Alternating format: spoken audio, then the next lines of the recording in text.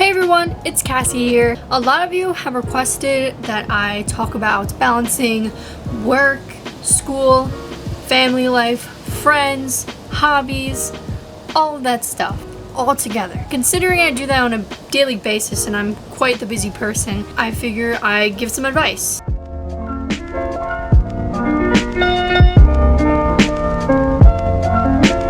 For me personally, I struggled with balance and I constantly was seeking balance because back in high school it was very, very hard for me to keep up with everything. I got up at 5 in the morning, I got ready for school, caught the bus at 6:50, didn't get to school until 7:30, I did school until 2:30, then I had work at 3, so I went to go to work. And then I'd come home at like 9 o'clock, I would have to do school, I would have to get ready for bed, take care of myself, and keep in touch with my family and friends along the way. But now I've come to a point now where I've given myself the free time to just take time for myself and to just breathe. And I think that's very important, and a lot of people just, especially in American culture, think it's okay to just go all the time. We really need to focus on our mental health as well. We can't always just be go. We just get drained and we just have no energy. We're showing up to work and we don't want to go to work. And when we show up to school, we can't focus because it's constantly the same cycle over and over again, and we're giving no time for ourselves to just decompress. So how do you get to that point? Good question. As much as something might be a priority for you, if you don't have time to just breathe, I think you should really set that aside. I needed to go to school and I needed money. But at a given point, I couldn't drop out of school.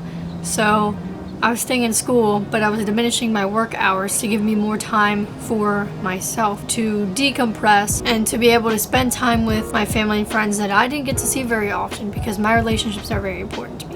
Going into that, I think it's important to define what's really important to you, what your priorities really are, because you're not going to know what to set aside and what to drop and what to keep if you don't know what your focus is and what's really important. So find what's important to you, set aside what you can really set aside, even if you don't really want to. Make time every week, or maybe just a couple minutes in the day for like 2 minutes.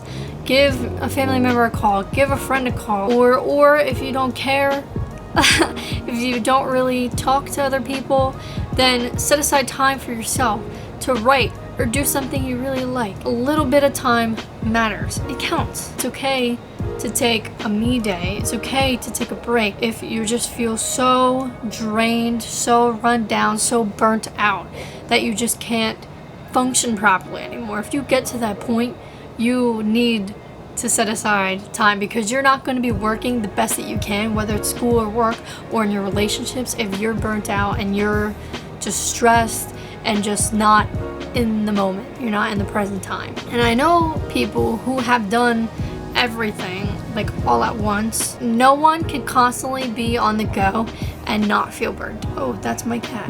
What are you doing? My cat's trying to jump up on my window and she doesn't realize that my camera is on the windowsill. To help you better understand, or do you mind? Who's your pretty kitty? Starting point. To give you guys a better mindset and a better starting point for just beginning all of it and to just process. So for me right now, I'm taking 3 classes in person and 1 online. Now, I know that I could only take 3 in person because I would need time to work. I would need time. What are you doing? What are you doing?